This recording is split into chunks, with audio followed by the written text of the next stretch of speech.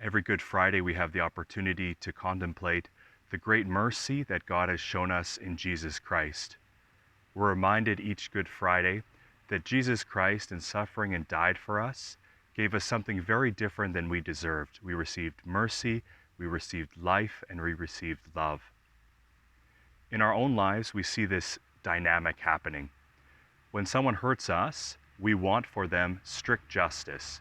We want retribution. We want payback. On the other hand, when we are in the wrong, we don't desire this strict justice for ourselves, but we desire mercy.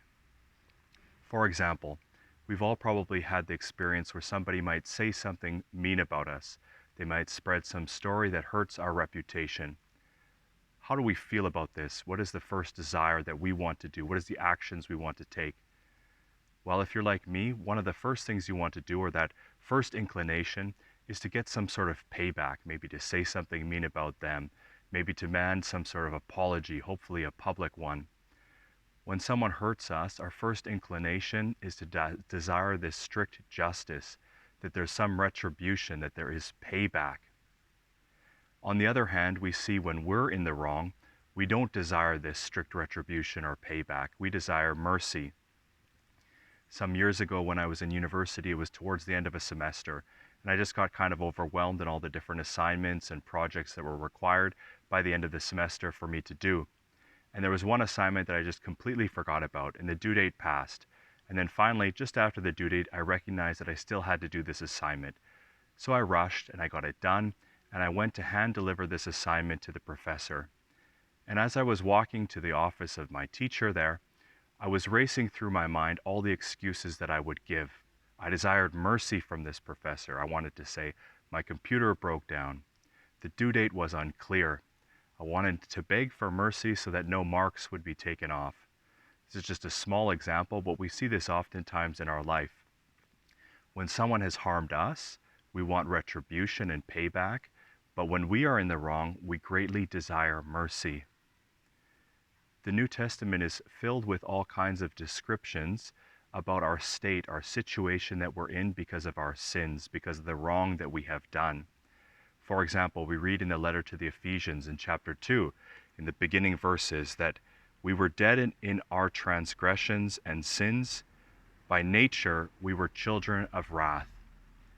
We should let this sink in for a moment. It describes the situation we are in because of our sins, what is deserving to us. Each one of us have sinned. We've hurt other people by our actions, by our words. And these sins have a ripple effect. It's like when you throw a rock into a puddle, there's this ripple that spreads out. We hurt one person, that person has hurt themselves, and they go on to hurt others.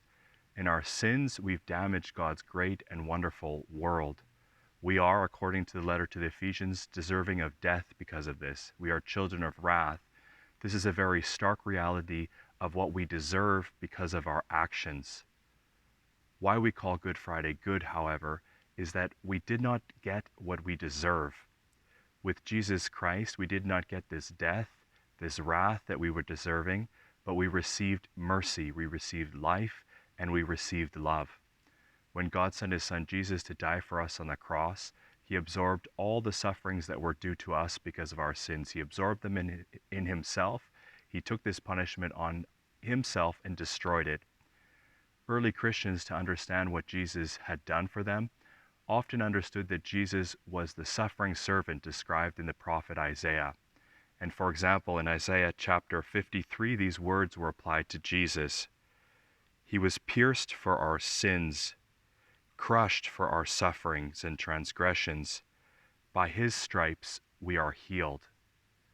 On Good Friday, we're reminded of the fact that we did not get what we deserve. We did not receive this strict justice, punishment, and retribution. Rather, we received mercy. Jesus took on himself the punishment that was due to us, and he transformed this death into life. Mercy cannot end on the cross. Mercy is something that we've received and we need to share with others.